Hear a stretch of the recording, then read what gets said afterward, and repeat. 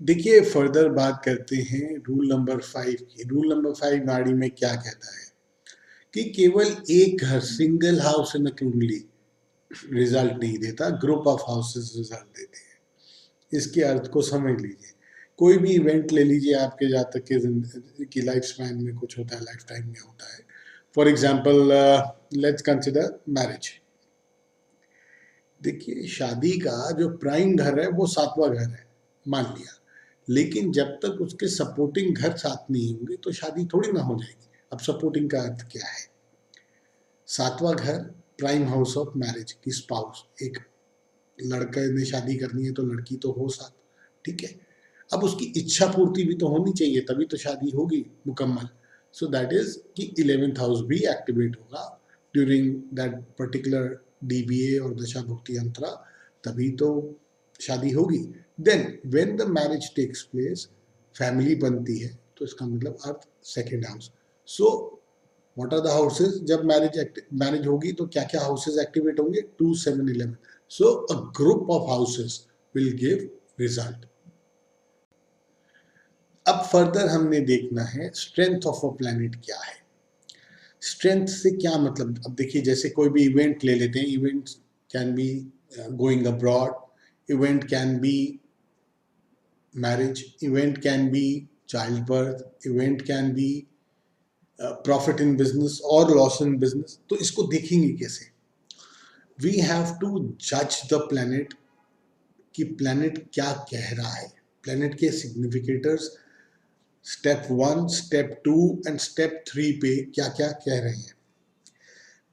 जैसे हमने पहले भी बोला कि फर्स्ट स्टेप पे हम प्लैनेट की क्या पोजीशन है और ओनरशिप के माध्यम से वो कौन से घरों को एक्टिवेट या जिनका स्वामी बन रहा है, उसको हमने लिखा स्टेप 1 पे। देखिए जैसे लिखा है स्लाइड में, planet position and ownership. Second में प्लैनेट किसके स्टार में बैठा है, अर्थात यदि हम सन के सिग्निफिकेटर्स देख रहे हैं तो पहले स्टेप में जहां सूर्य बैठा है और जहां उसकी 5वीं राशि जौन जौन सा घर हुआ वो हमने लिख दिया। सेकंड स्टेप में सूर्य मान लेते हैं मंगल के स्टार में या नक्षत्र में बैठा है, तो हमने अब सेकंड स्टेप पे मंगल के सिग्निफिकेटर्स लिखने हैं, अर्थात मंगल कौन से घर में बैठा है और मंगल ओनरशिप के माध्यम से कौन से घरों को एक्टिवेट कर रहा है, वो हम स्टेप 2 में लिखेंगे। उसी तरह स्टेप 3 में हम सूर्य किसके सब में बैठा है, तो उसका जो जो भी सब है उसका एक स्वामी है, सब लॉर्ड है, और वो कुंडली में कहाँ बैठा है, कौन से घर में बैठा है, और ओनरशिप के माध्यम से वो कौन कौन से घरों को एक्टिवेट कर रहा है, वो हमने स्टेप 3 पे लिखना है। अब नेट रिजल्टेंट क्या आएगा, हमने रिजल्ट कैसे देखना है, प्लैनेट का रिजल्ट नेट नेट क्या आएगा। देखिए कोई भी इवेंट ले लीजिए, इवेंट कई हैं जातक के लाइफ में, कई इवेंट होती हैं, child birth, marriage, business loss, business profit, नौकरी का लगना, नौकरी का छूट जाना। So we will further define each event by a set of houses, right. अभी हमने ये देखना है कि स्ट्रेंथ की क्या वो इवेंट होगी या नहीं, उसको जज कैसे करना है। अब देखिए केस नंबर 1 सिंपल, अगर फर्स्ट पोजीशन में भी प्लैनेट पोजीशन पे यस है, it is not planet position में जो प्लैनेट के सिग्निफिकेटर्स हैं, अगर वो इवेंट को टिक मार्क करते हैं तो हमने यस आ गया। सेकेंड पोजीशन पे स्टार लॉर्ड पोजीशन पे अगर इवेंट को यस बोल रहे हैं तो हमने यस कर दिया, second yes. Third position yes आ गया, मतलब अर्थात सब लॉर्ड भी इवेंट को निगेट नहीं कर रहा, मतलब सब लॉर्ड भी किसी 12वें घर को इवेंट के, जैसे मैरिज है, मैरिज का क्या है 12वां घर, मैरिज का मेन हाउस क्या है 7वां, उसका 12वां क्या है छठा, अगर छठे का सिग्निफिकेटर नहीं है, मतलब तीनों के तीनों जो सिग्निफिकेंस निकल रहा है प्लैनेट लेवल, प्लैनेट सब लॉर्ड, स्टार लॉर्ड और सब लॉर्ड पे यस है, तो देन इवेंट के लिए वो प्लैनेट क्या है, is a good significator. Okay, मतलब ये प्लैनेट इस इवेंट को देने में सक्षम है, उसकी ability to deliver a particular event is there. अब आगे देखते हैं, केस 2 लेते हैं कि प्लैनेट लेवल पे इवेंट, फर्स्ट लेवल पे इवेंट नो, मतलब अर्थात निगेशन। सेकंड, स्टार लेवल पे भी निगेशन, केवल सबलॉर्ड लेवल पे यस। अब जैसे एक एग्जांपल ले लेते हैं हम मैरिज की।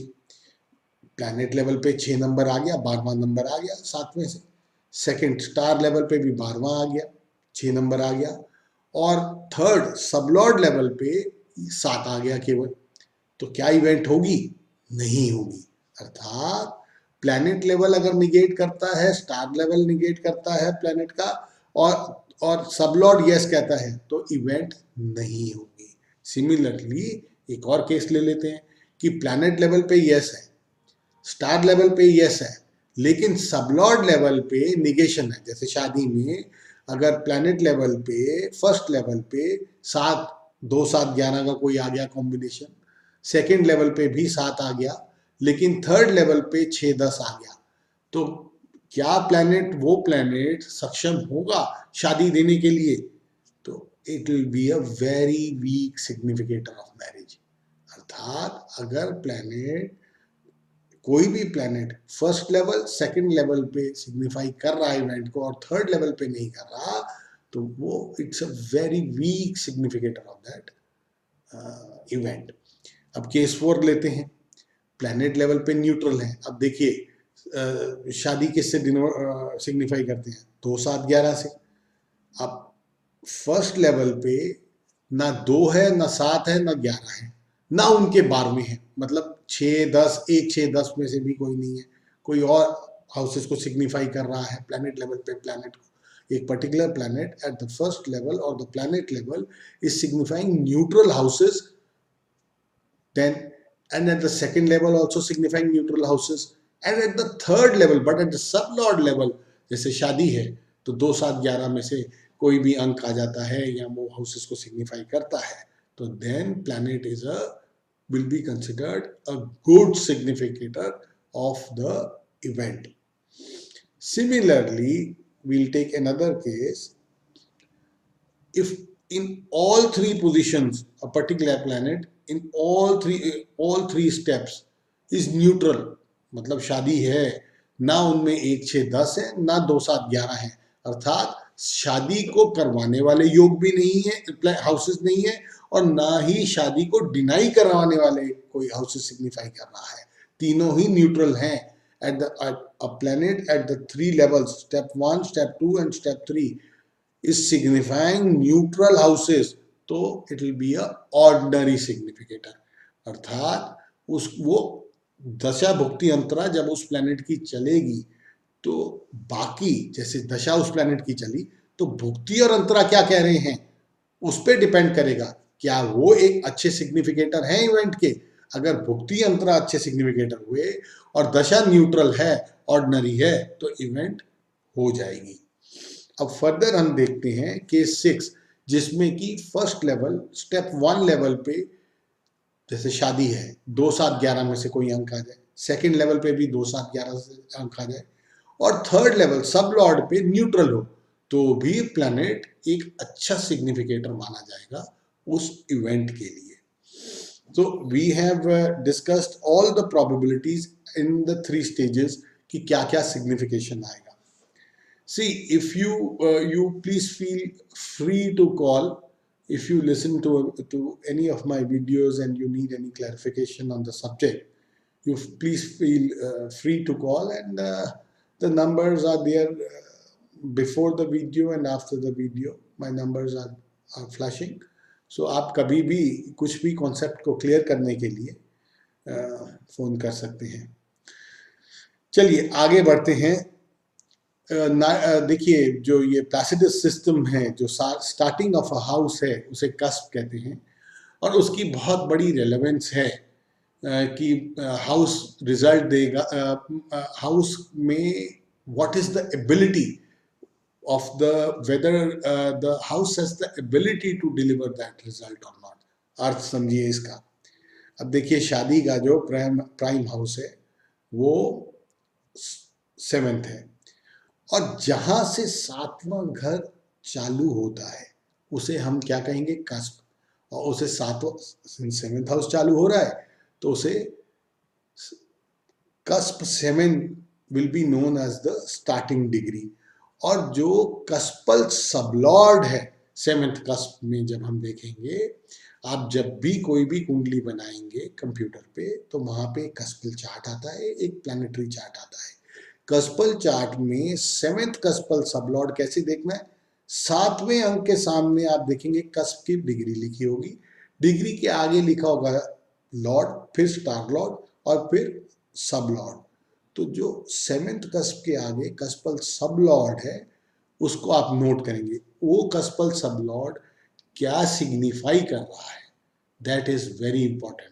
अब देखिए अगर 7th कस्पल सब लॉर्ड 1 6 10 को सिग्निफाई करता है तो इवन इफ दशा भुक्ति अंतरा में 7वां घर एक्टिवेट हो, मैरिज नहीं होगी, because the strength of a house, the ability, वो कस्पल सबलॉर्ड बताता है। So as the videos progress you will become more aware about this concept, and let's continue. Astrology का एक रूल है, रूल कह लीजिए या द मेथड टू जज अ चार्ट है, चाहे आप नाड़ी के माध्यम से करें चाहे केपी के माध्यम से करें। देखिए judging a chart has two basic aspects. One is the dasha bhukti अंतरा, कि इवेंट कब होगी, वो दशा भुक्ति अंतरा बताएगी।